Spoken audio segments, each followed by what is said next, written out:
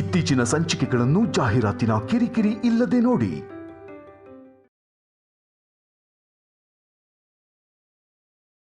ನಂಬಿಟ್ಟೆ ಅಲ್ವಾ? ನೀನ್ ನಂಬಿಟ್ಟೆ ಅಲ್ಲ? ನಾನ್ ಮತ್ತೆ ಮಗುಗೋಸ್ಕರನೇ ಅಳ್ತಿದ್ದೀನಿ ಅಂತ ನೀನ್ ನಂಬಿಟ್ಟೆ ಅಲ್ಲ ಅಲ್ವಾ? ನೀನ್ ನಂಬದೆ ಅಂದ್ರೆ ಆರ್ಟಿಸ್ಟ್ ಆಗಿ ನಾನ್ ಸಕ್ಸಸ್ ಆದ ಹಾಗೆ. ಅರ್ಥ ಆಗಿಲ್ಲ ಸ್ಯಾಮ್. ಆಕ್ಟಿಂಗ್ ಅಲ್ಲಿ ಮಹಾನಟಿ ಸಾವಿತ್ರಿ ಅವರು ನನ್ನ ಇನ್ಸ್ಪಿರೇಷನ್ ಅಂತ ನಿಂಗೆ ಗೊತ್ತಲ್ವಾ? ಹೌದು. ಅವ್ರ ಹಾಗೇನೆ ಗ್ಲಿಸರಿನ್ ಇಲ್ದೆ ಸೆಂಟಿಮೆಂಟ್ ಸೀನ್ ಅಲ್ಲಿ ಕಣ್ಣೀರ್ ಬರ್ಸ್ಕೊಳ್ಳೋದನ್ನ ಪ್ರಾಕ್ಟೀಸ್ ಮಾಡ್ತಿದ್ದೀನಿ. ಅದನ್ನ ನೋಡಿ ನಾನ್ ಮಗುಗೋಸ್ಕರ ಅಳ್ತಿದ್ದೀನಿ ಅಂತ ನೀನ್ ಅನ್ಕೊಂಡೆ. ಅಂದ್ರೆ ನಾನ್ ಸಕ್ಸಸ್ ಆದಾಗೆ ಅಲ್ವಾ? ಇವಾಗ ನಿಜವಾಗ್ಲೂ ನಡೆಸ್ತಿದ್ಯಾ ಸ್ಯಾಮ್? ನಾನು ಹೀಗೆ ರಿವರ್ಸ್ ಡ್ರಾಮಾ ಮಾಡಿಲ್ಲ ಅಂದಿದ್ರೆ ನೀನ್ ಮಗು ಮೇಲೆ ಪ್ರೀತಿ ಬೆಳೆಸ್ಕೊತಿದ್ದೆ. ಇವಾಗ ನನ್ನ ದಾರಿಗೆ ಬಂದೆ. ಸಿದ್ದು, ಏನ್ ಯೋಚನೆ ಮಾಡ್ತಿದ್ಯಾ? ಯೋಚನೆ ಮಾಡೋದಲ್ಲ, ಶಾಕಲ್ಲಿದ್ದೀನಿ. What a performance! ಕನ್ಫರ್ಮ್ ಆಗಿ ನೀನು ದೊಡ್ಡ ಹೀರೋಯಿನ್ ಆಗ್ತೀಯ. Love you Sam.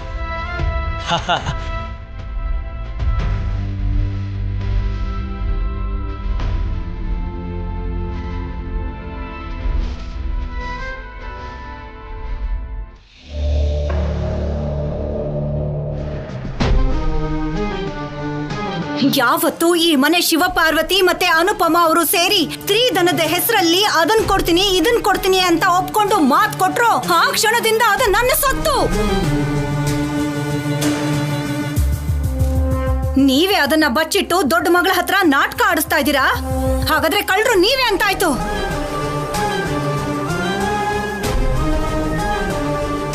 ಎರಡಲ್ಲ 3 ದಿನದಲ್ಲಿ ನಮಗ್ ಕೊಡ್ತೀನಿ ಅಂದಿದ್ದ ಸ್ತ್ರೀಧನ ನೀವು ತಂದು ಕೊಡ್ಲಿಲ್ಲ ಅಂದ್ರೆ ಈ ಮನೆ ಅರ್ಧ ಭಾಗ ನಮ್ಮ ಹೆಸರಲ್ಲಿ, ಇನ್ನೊಂದು ಅರ್ಧ ಭಾಗ ಅನುಪಮನ ಹೆಸರಲ್ಲಿ ಇದೆಯಲ್ಲ, ಅದನ್ನ ನನ್ನ ಹೆಸರಿಗೆ ಬರ್ಕೊಡ್ತೀನಿ ಅಂತ ಅನುಪಮ ಸಹಿ ಮಾಡಬೇಕು. ಈ ಅನುಪಮ ಅಮ್ಮನೆ ಕಳ್ತನ ಮಾಡಿರ್ತಾರೆ. ಈ ವಿಷಯ ಅತ್ತೆಯವ್ರಿಗೆ ಗೊತ್ತಾದ್ರೂ ಮರ್ಯಾದೆಯಲ್ಲಿ ಹೊಟ್ಟೋಗುತ್ತೆ ಅಂತ ಪರವಹಿಸ್ಕೊಂಡು ಬರ್ತಿದ್ದಾರೆ.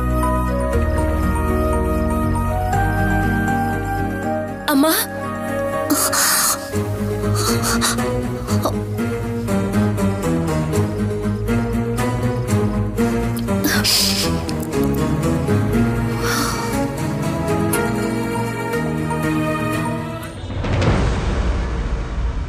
ಒಡವೆ ಬಗ್ಗೆ ಯೋಚನೆ ಮಾಡ್ತಾ ಇದೀಯಾ? ಹೌದು ಕಲ್ಯಾಣಿ, ನಾನು ಎಷ್ಟು ಯೋಚನೆ ಮಾಡಿದ್ರು ಅದು ಹೇಗೆ ಹೋಯ್ತು ಅಂತಾನೆ ನನಗೆ ಅರ್ಥ ಆಗ್ತಿಲ್ಲ. ನಾನು ಬ್ಯಾಗ್ ತಗೊಂಡು ಹೋಗಿ ನನ್ನ ರೂಮಲ್ಲಿರೋ ಬೀರುನಲ್ಲೇ ಇಟ್ಟಿದ್ದೆ. ಯಾರು ತಗೊಂಡ್ರೋ ಏನೋ. ಅಮ್ಮ, ನೀನು ಬೀರುನಲ್ಲೇ ಇಟ್ಟಿದ್ದೆ ಅಲ್ವಾ? ಹೌದು, ನನಗೆ ಚೆನ್ನಾಗಿ ನೆನಪಿದೆ ಕಲ್ಯಾಣಿ.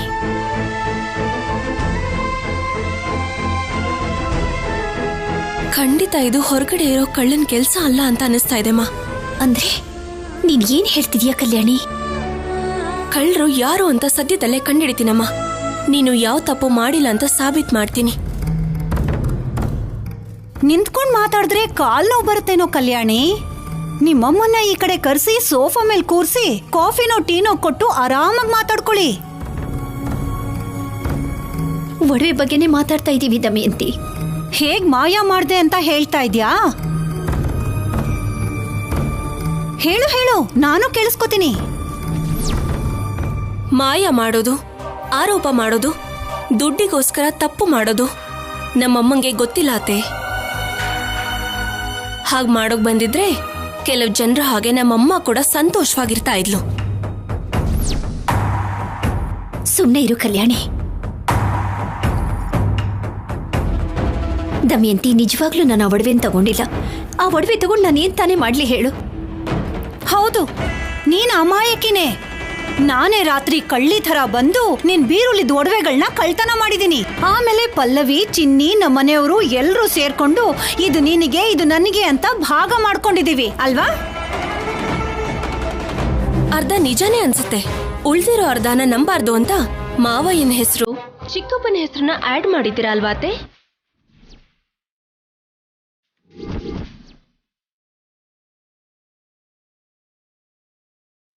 ನೀನು ಬಾಯ್ ಮುಚ್ಕೊಂಡು ಒಳಗಡೆ ಹೋದ್ರೆ ಚೆನ್ನಾಗಿರತ್ತೆ. ಇಲ್ಲ ಅಂದ್ರೆ ಶೌರ್ಯನ್ ಕರಿಬೇಕಾಗತ್ತೆ. ಅವನು ಬಂದ್ರೆ ಮಾತಾಡ್ಬೇಡ ಅಂತ ಹೇಳಿದ್ರು ಇಬ್ರು ಜೋಡಿ ಪಕ್ಷಿಗಳ ಹಾಗೆ ಮಾತಾಡ್ಕೋತಾ ಇರೋದನ್ನ ನೋಡಿದ್ರೆ ಕತೆ ಬೇರೆನೇ ಇರತ್ತೆ. ನಡಿ ಒಳಗಡೆ.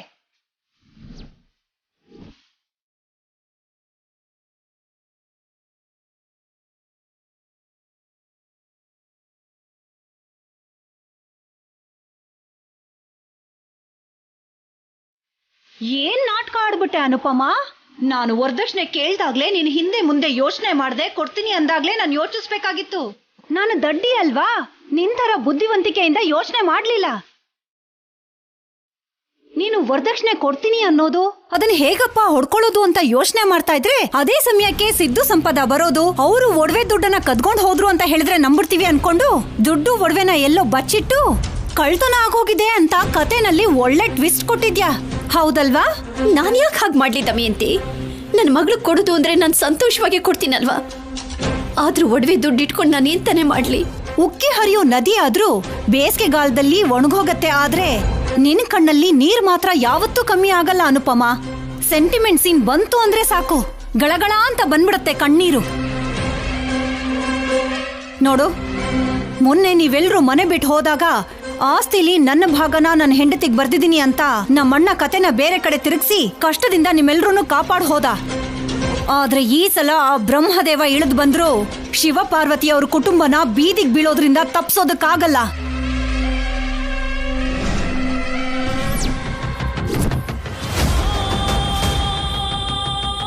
ಅದು ಕೂಡ ನಿನ್ನಿಂದಾನೆ, ನಿನ್ನ ಬೇಜವಾಬ್ದಾರಿಯಿಂದ. ನಿನ್ನ ಮೇಲೆ ಕನಿಕರ ತೋರಿಸಿ ಹೆತ್ತು ಮಗಳ ಹಾಗೆ ನೋಡ್ಕೋತಾ ಇರೋ ನಮ್ಮಮ್ಮನಿಗೆ ನೀನು ಕೊಡ್ತಾ ಇರೋ ದೊಡ್ಡ ಬಹುಮಾನ ಅವ್ರನ್ನ ನಡು ಬೀದಿಗೆ ತರೋದು. ಅಂದ್ಹಾಗೆ ನಿನಗ್ ನೆನ್ಪಿದ್ಯೋ ಇಲ್ವೋ, ಮನೆ ಪೂರ್ತಿ ನನ್ನ ಹೆಸರಿಗೆ ಬರ್ಕೊಡ್ತೀನಿ ಅಂತ ನೀನು ಸಹಿ ಕೂಡ ಹಾಕಿದ್ಯಾ. ಇನ್ನು ನಿನ್ನ ಭಾಗ ಕೂಡ ನಂದೇ. ನಿನ್ನ ನೋಡ್ತಾ ಇದ್ರೆ ನನ್ಗೆ ಪಾಪ ಅನಿಸ್ತಿದೆ. ಹೋಗ್ಲಿ, ಬಾಲಾಜಿಗೋ ಕೆಲಸದವ್ರಿಗೋ ಹೇಳಿ ಊರಲ್ಲಿ ಯಾವ್ದಾದ್ರೂ ಹಾಳ್ ಬಿದ್ದಿರೋ ಕೊಟ್ಟಿಗೆನೋ ಇಲ್ಲ ಮನೆನೋ ಇದ್ಯಾ ಅಂತ ಹುಡ್ಕೋದಕ್ ಹೇಳ. ಸಹಾಯ ಮಾಡ್ತೀನಿ ಅಂದ್ರು ನೀನ್ ಹೀಗ್ ಅಳ್ತಾ ಇದ್ರೆ ಹೇಗ್ ಅನುಪಮ? ಅಂದ್ಹಾಗೆ ಹೇಳೋದನ್ನ ಮರ್ತೋದೆ. ಮಧ್ಯಾಹ್ನ ಕಮಿಷನರ್ ಅವರು ನಮ್ಮ ಮನೆಗ್ ಬರ್ತಾ ಇದಾರಂತೆ. ನೀವ್ ಬರ್ಕೊಟ್ಟಿರೋ ಪೇಪರ್ಸ್ ಅನ್ನ ಅವ್ರ ಮುಂದೆ ಇಟ್ಟು ನ್ಯಾಯ ಕೊಡ್ಸಿ ಅಂತ ಕೇಳ್ತೀನಿ. ಅವರೇ ನಿಮ್ಮನ್ನ ಈ ಮನೆಯಿಂದ ಆಚೆ ಕಳಿಸ್ತಾರೆ.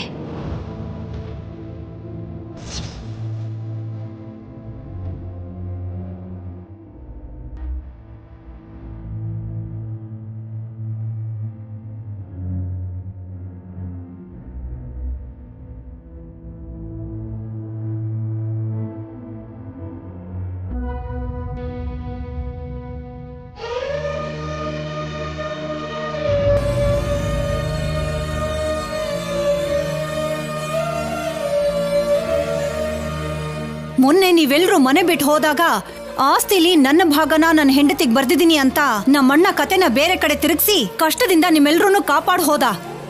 ಆದ್ರೆ ಈ ಸಲ ಆ ಬ್ರಹ್ಮದೇವ ಇಳಿದು ಬಂದ್ರು ಶಿವ ಪಾರ್ವತಿ ಅವ್ರ ಕುಟುಂಬನ ಬೀದಿಗೆ ಬೀಳೋದ್ರಿಂದ ತಪ್ಸೋದಕ್ಕಾಗಲ್ಲ.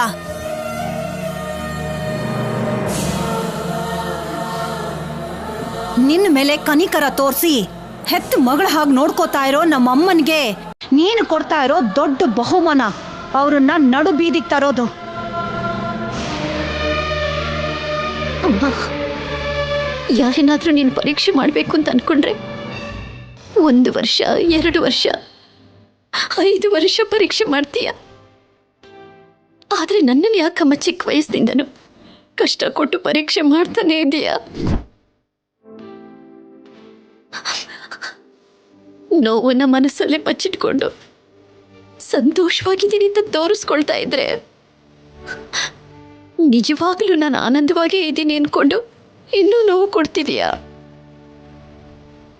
ಈ ಕಷ್ಟಗಳಿಂದ ಬರ್ತಿರೋ ಕಣ್ಣೀರಿಗೂ ಆನಂದದಿಂದ ಬರೋ ಆನಂದ ಭಾಷ್ಪಕ್ಕೂ ವ್ಯತ್ಯಾಸ ಗೊತ್ತಿಲ್ವಾ ಅಮ್ಮ ನಿನಗೆ? ತಂದೆ ತಾಯಿ ಹೇಗಿದ್ರು ಅಂತನೂ ಗೊತ್ತಿಲ್ಲ. ಬೆಳೆಸೋರ್ನು ಕೂಡ ನಿನ್ನ ಹತ್ರಕ್ಕೆ ನೀನು ಕರ್ಕೊಂಡ್ಬಿಟ್ಟೆ.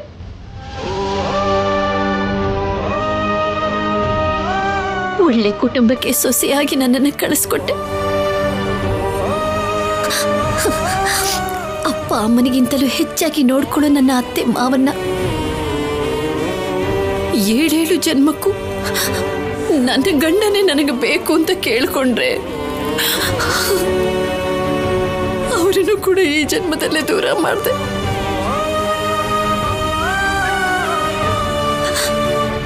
ಆಗ್ಲೂ ಕೂಡ ನಾನು ನಿನ್ನನ್ನು ನಿಂದಿಸ್ಲಿಲ್ಲ.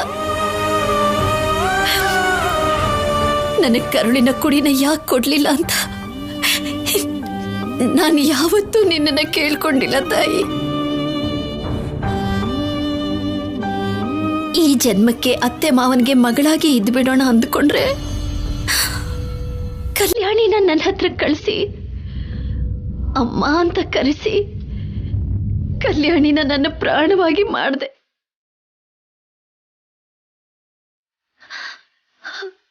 ನನಗೆ ಕೊಡೋ ಕಷ್ಟಗಳು ಸಾಕಾಗ್ಲಿಲ್ಲ ಅಂತ ಕಲ್ಯಾಣಿ ಕೂಡ ಕಷ್ಟ ಕೊಡ್ತಾ ಇದೀಯ. ಈಗ ಎಲ್ಲರೂ ನನ್ನಿಂದನೇ ಮನೆ ಬಿಟ್ಟು ಹೋಗೋ ಪರಿಸ್ಥಿತಿ ಬಂದಿದೆ. ನನ್ನಿಂದನೇ ಎಲ್ಲರಿಗೂ ಕಷ್ಟಗಳು ಬರ್ತಿದೆ. ನನ್ನನ್ನೇ ನಿನ್ನ ಹತ್ರ ಕರೆಸ್ಕೋಬಹುದಲ್ಲಮ್ಮ? ಅನುಪಮ,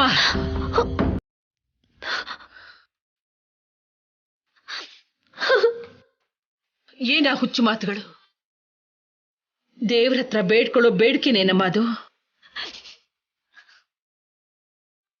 ನೀನಿಲ್ದೇನೆ ನಾವೆಲ್ಲ ಹೇಗಿರ್ತೀವಿ ಅನ್ಕೊಂಡೆ. ನೀನಿಲ್ದೆ ಕಲ್ಯಾಣಿ ಹೇಗಿರ್ತಾಳೆ? ಇವಾಗ ಏನಾಯ್ತು ಅಂತ ನಿನ್ ಮೇಲೆ ಆರೋಪ ಮಾಡಿದ್ದಾರೆ. ಆದ್ರೆ ನಾನ್ ನಂಬಿಲ್ಲ ಅಲ್ವಾ? ಅದಕ್ಕೆ ಮನೆ ತಗೋ ಅಂತ ಬರ್ಕೊಟ್ಟಿದ್ದೀನಿ. ಹೋದ್ರೆ ಹೋಯ್ತು ಮನೆ. ಯಾಕೆ ಮನೆ ಇಲ್ಲ ಅಂದ್ರೆ ಬದುಕೋಕ್ಕಾಗೋದಿಲ್ವಾ? ಹೇಗಾದ್ರೂ ಸರಿ, ನಿನ್ ಮೇಲೆ ಬಂದಿರೋದು ಆರೋಪ ಮಾತ್ರನೇ. ಅನುಪಮ ಅಗ್ನಿಯಷ್ಟೇ ಸ್ವಚ್ಛವಾದವಳು ಅಂತ ದಮಯಂತಿ ಶೌರ್ಯಂಗೆ ಗೊತ್ತಾಗೋ ಹಾಗೆ ಮಾಡ್ತೀನಿ.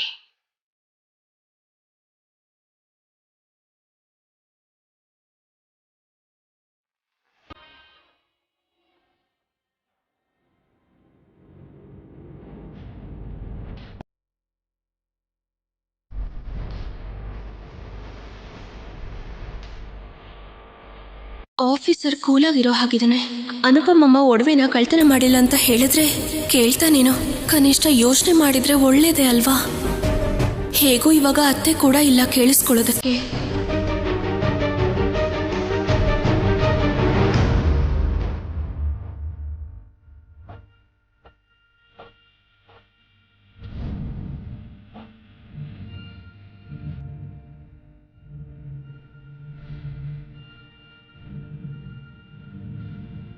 ಆಫೀಸರ್, ನಿಮ್ ಜೊತೆ ಸ್ವಲ್ಪ ಮಾತಾಡ್ಬೇಕಿತ್ತು. ಮಾತಾಡ್ಬೋದಾ? ಅನುಪಮಮ್ಮ ಕಳ್ತನ ಮಾಡಿದ್ದಾರೆ ಅಂತ ನೀವು ನಂಬ್ತೀರಾ ಆಫೀಸರ್? ಅನುಪಮಮ್ಮಂಗೆ ಏನು ಅವಶ್ಯಕತೆ ಇದೆ ಹೇಳಿ? ಅವಳಿಗೆ ನೀವು, ನಾನು, ಈ ಕುಟುಂಬ ಬಿಟ್ರೆ ಯಾರೂ ಇಲ್ಲ ಅಲ್ವಾ? ಸೊ ಏನ್ ಹೇಳ್ಬೇಕು ಅನ್ಕೊಂಡಿದ್ಯಾ? ನನಗೋಸ್ಕರ ಅವ್ರ ಹೆಸರಲ್ಲಿದ್ದ ಫಿಕ್ಸ್ ಡೆಪಾಸಿಟ್ ದುಡ್ಡನ್ನು ಕೂಡ ವರದಕ್ಷಿಣೆ ಹೆಸರಲ್ಲಿ ಯಾರಿಗೂ ಗೊತ್ತಿಲ್ಲದೆ ಸಿದ್ದು ಅವ್ರ ಅಮ್ಮಂಗೆ ಕೊಡಬೇಕು ಅಂತ ಅನ್ಕೊಂಡ್ರು. ಹೀಗಿದ್ದಾಗ ಅನುಪಮಮ್ಮ ಆಸೆಯಿಂದ ಕಳ್ತನ ಮಾಡಿದಾಳೆ ಅಂದ್ರೆ ಹೇಗ್ ನಂಬ್ತೀರಾ ಆಫೀಸರ್? ನಿಮ್ಮನ್ನ ಮಗನ ಹಾಗೆ ನೋಡ್ಕೊಂಡಿದ್ದಾಳೆ. ಹಾಗಿದ್ದಾಗ ನಿಮ್ಗೆ ದುಡ್ಡು ಒಡವೆ ಕೊಡ್ಬೇಕು ಅಂತ ಯಾಕೆ ಯೋಚಿಸ್ತಾಳೆ ಹೇಳಿ? ನಾವು ಆನಂದವಾಗಿದ್ರೆ ಅನುಪಮಮ್ಮಂಗಿಂತ ಹೆಚ್ಚಾಗಿ ಯಾರು ಸಂತೋಷ ಪಡ್ತಾರೆ ಹೇಳಿ? ಇಲ್ಲಿಗೆ ಈ ಒಡವೆ ಜಗಳ ಬಿಟ್ಬಿಡಿ ಆಫೀಸರ್. ಅಚ್ಚಿನ ಈ ಮನೆಯಿಂದ ಹೊರಗಡೆ ಕಳಿಸ್ಬೇಡಿ ಆಫೀಸರ್, ಪ್ಲೀಸ್. ನೀನ್ ಹೇಳಿದ್ ನಿಜಾನೇ. ಮಾಡದೇ ಇರೋ ತಪ್ಪಿಗೆ ಶಿಕ್ಷೆ ಕೊಡೋದು ಕರೆಕ್ಟ್ ಅಲ್ಲ. ಆಫೀಸರ್, ನಿಜನ ನೀವ್ ಹೇಳ್ತಾ ಇರೋದು? ನಿಮ್ ಮನ್ಸನ್ನ ಬದಲಾಯಿಸ್ಕೊಂಡ್ರಾ? ಹೌದು, ನೀನ್ ಹೇಳಿದ್ದು ಕರೆಕ್ಟೇ. ಮನುಷ್ಯರು ಅಂದಮೇಲೆ ತಪ್ಪು ಮಾಡೋದು ಸಹಜ. ಬದಲಾಗೋದಕ್ಕೂ ಒಂದ್ ಚಾನ್ಸ್ ಕೊಡ್ಬೇಕಲ್ವಾ? ನೋಡೋಣ, ಇನ್ಮೇಲಾದ್ರೂ ಗೊತ್ತಾಗುತ್ತೆ. ಬದಲಾದ್ರೆ ಒಳ್ಳೇದು, ಇಲ್ಲ ಅಂದ್ರೆ ನಾನೇ ಅರೆಸ್ಟ್ ಮಾಡಿ ಜೈಲ್ಗೆ ಹಾಕ್ತೀನಿ. ಇಲ್ಲ ಆಫೀಸರ್, ಇನ್ನೊಂದ್ಸಲ ಈ ತಪ್ಪು ನಡೆಯೋದಿಲ್ಲ.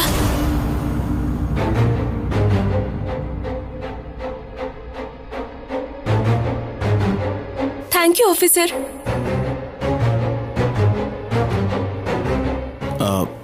ನಾನು ಮತ್ತೆ ಕಾಲ್ ಮಾಡ್ತೀನಿ ಕಾರ್ತಿಕ್. ಆ ಕೇಸ್ ಬಗ್ಗೆ 2 ದಿವಸದಲ್ಲಿ ಮತ್ತೆ ನನಗೆ ಫುಲ್ ಡೀಟೇಲ್ಸ್ ಕಳಿಸ್ಕೊಡಿ. ಓಕೆ, ಬಾಯ್.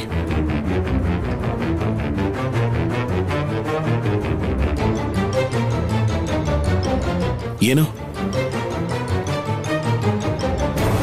ಏನ ಎಕ್ಸ್ಪ್ರೆಷನ್? ಯಾಕೆ ಕೈ ಚಾಚಿದ್ಯಾ? ಅಂದ್ರೆ ನಾನು ಹೇಳಿದ್ ಯಾವುದು ನೀವು ಕೇಳಿಸ್ಕೊಳ್ಳಿಲ್ವಾ? ಕಾಲಲ್ಲಿ ಮಾತಾಡ್ತಿದ್ರೆ ಹಿಂದೆ ಕೂತ್ಕೊಂಡು ಏನೋ ಗೊಣಗ್ತಿದ್ಯಲ್ಲ, ಏನಾದ್ರೂ ಮಾತಾಡ್ಬೇಕಾ? ನೀವು ನನ್ನ ಜೊತೆ ಮಾತಾಡಿದ್ದೀರಾ, ಅನುಪಮಮ್ಮನ ಬಗ್ಗೆ ಯೋಚಿಸಿದ್ದೀರಾ ಅಂತ ಹ್ಯಾಪಿ ಆಗಿದ್ನಲ್ಲ ಆಫೀಸರ್.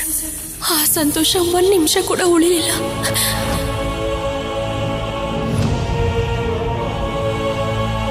ಓಯ್, ನಿನ್ನೆ ಕೇಳಿದ್ದು, ಯಾಕೆ ಸ್ಟ್ಯಾಚು ತರ ನಿಂತಿದ್ಯಾ? ಏನಾದ್ರೂ ಮಾತಾಡ್ಬೇಕಾ? ಹೌದು ಆಫೀಸರ್. ಹೇಳು, ಏನ್ ಮಾತಾಡ್ಬೇಕು? ಅನುಪಮಮ್ಮನ ಬಗ್ಗೆ. ಹಾ, ನಿಮ್ಮ ಅನುಪಮ ಅಮ್ಮ ಬಗ್ಗೆನಾ? ಹಾ, ಹೇಳು. ಒಡವೆ ಕಳ್ತನನ ಅಮ್ಮ ಮಾಡಿಲ್ಲ ಆಫೀಸರ್. ಅದು ಹೇಗ್ ಮಾಯ ಆಯ್ತು ಅಮ್ಮಂಗೆ ಗೊತ್ತಾಗ್ತಾ ಇಲ್ಲ. ಓಹೋ, ಹಾಗೆ ಹೇಳಿ ನಿನ್ನಿನ ರಾಯಭಾರಕ್ಕೆ ಕಳಿಸಿದಾರಾ? ಅಮ್ಮ ಕಳಿಸಿಲ್ಲ ಆಫೀಸರ್, ನಾನೇ ಬಂದಿದ್ದು. ಹಾಕಿರೋ ಬೀಗ ಹಾಕದ ಹಾಗೆ ಇದೆ, ಆದ್ರೆ ಬೀರುಲಿರೋ ಒಡವೆ ದುಡ್ಡೆಲ್ಲ ಮಾಯ ಆಗಿ ಹೋಗಿದ್ಯಂತೆ. ಹೇಗ್ ಕಾಣಿಸ್ತಾ ಇದೀನಿ ನಾನು ನಿನಗೆ? ಅರ್ಥ ಮಾಡ್ಕೊಳ್ತೀರಾ ಅನ್ಕೊಂಡಿದ್ದೆ ಆಫೀಸರ್. ನಿಮಗೆ ಎಷ್ಟು ಹೇಳಿದ್ರು ವ್ಯರ್ಥ ಅಂತ ಇವಾಗ್ಲೇ ಅರ್ಥ ಆಗಿದ್ದು.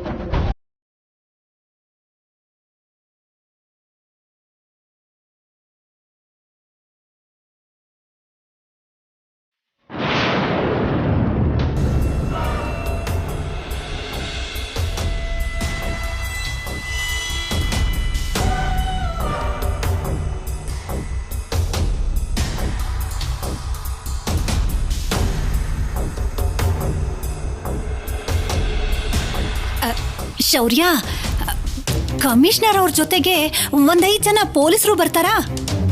ಡ್ಯೂಟಿಲಿದ್ರೆ ಡ್ಯೂಟಿ ಮೇಲೆ ಬರ್ತಾರೆ. ಆಹಾ, ಈಗ ಮೇಡಮ್ ಮನೆಯಿಂದಾನೇ ಬರ್ತಿದ್ದಾರೆ ಅನ್ಸುತ್ತೆ. ಆದ್ರೆ ಯಾಕೆ ಹಾಕಿ ಕೇಳಿದ್ಯಮ್ಮ? ನಮ್ಮನೆ ಕಳ್ರನ್ನ ಅದೇ ಅನುಪಮ ಬಗ್ಗೆ ಹೇಳಿದ್ರೆ ಅರೆಸ್ಟ್ ಮಾಡ್ತಾರೇನೋ ಅಂತ. ಅಮ್ಮ, ಬರ್ತಿರೋದು ಕಮಿಷನರ್ ಅವರು. ನೀವು ಅವ್ರ ಮುಂದೆ ಈ ತರ ಚಿಕ್ಕ ಚಿಕ್ಕ ಗಲಾಟೆಗಳ ಬಗ್ಗೆ ಪಂಚಾಯಿತಿ ಮಾಡಬೇಡಿ. 7 ತಲೆಮಾರು ಒಡವೆಗಳು ಕಣೋ, ಅದನ್ನ ಚಿಕ್ಕ ವಿಷಯ ಅಂತ ಹೇಳ್ತಾ ಇದೆಯಲ್ಲ. ಆಲ್ರೆಡಿ ನೀವು ಅನುಪಮಮ್ಮನ ಹತ್ರ ವರದಕ್ಷಿಣೆ ಕೊಡಿ ಅಂತ ಕೇಳಿದ್ರಿ.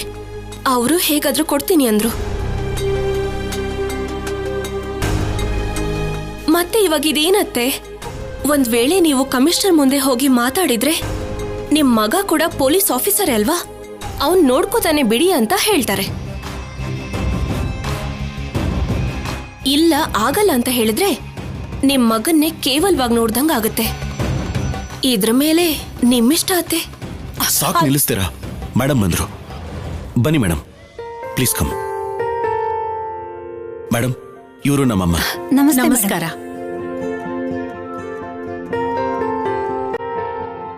ಅವಳು ಮದ್ವೆ ಆಗಿ 1 ವರ್ಷ ದಾಟಿದ್ರು ನಿನ್ ಹೆಂಡತಿ ಬಗ್ಗೆ ಹೇಳೋದಿಕ್ಕೆ ನಾಚಿಕೆ ಹೋಗಿಲ್ವಾ ಶೌರ್ಯ? ನಮಸ್ಕಾರ ಮೇಡಮ್. ಅವ್ರ ಹಾಗೆ ನೀವು ಕೂತ್ಕೊಳ್ಳಿ. ಪ್ಲೀಸ್ ಕಮ್ ಮೇಡಮ್, ಪ್ಲೀಸ್ ಕೂತ್ಕೊಳ್ಳಿ ಮೇಡಮ್.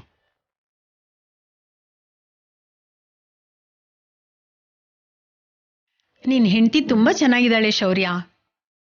ನೀನೇ ಅವಳನ್ನ ಸೆಲೆಕ್ಟ್ ಮಾಡ್ಕೊಂಡ್ಯೋ ಅವಳೇ ನಿನ್ನನ್ನು ಸೆಲೆಕ್ಟ್ ಮಾಡ್ಕೊಂಡ್ಲೋ?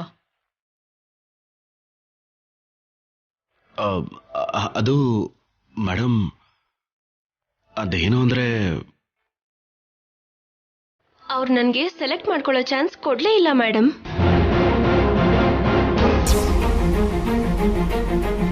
ನಾನು ನೋಡೋ ಅಷ್ಟರಲ್ಲಿ ನನ್ನ ಕತ್ತಲ್ಲಿ ತಾಳಿ ಇತ್ತು.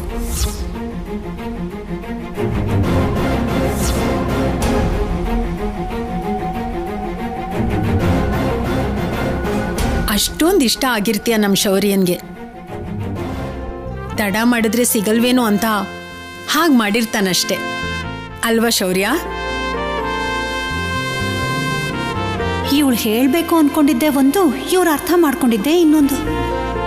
ನಿನ್ ಮದ್ವೆಗೆ ಬರೋಣ ಅಂತ ಅನ್ಕೊಂಡಿದ್ವಮ್ಮ. ಅವತ್ತು CM ಅವ್ರ ಮೀಟಿಂಗ್ ಹೋಗ್ಬೇಕಿತ್ತು, ಅದಕ್ಕೆ ಬರಕ್ಕಾಗ್ಲಿಲ್ಲ. 1 ಇಯರ್ ಆದ್ಮೇಲೆ ಈಗ್ಲೇ ಆಗಿದ್ದು. ಎಲ್ಲಿ ಮಗುನ್ ಕೊಡಮ್ಮ.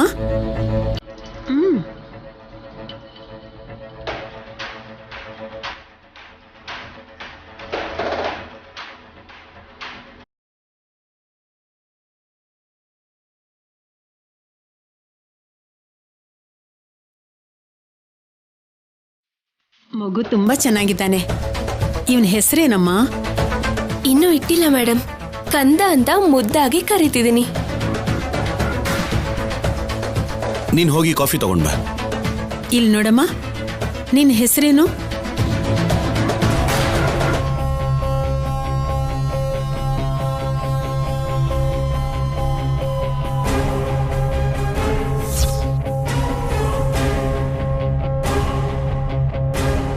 ಸಂಪದ. ಕಲ್ಯಾಣಿ.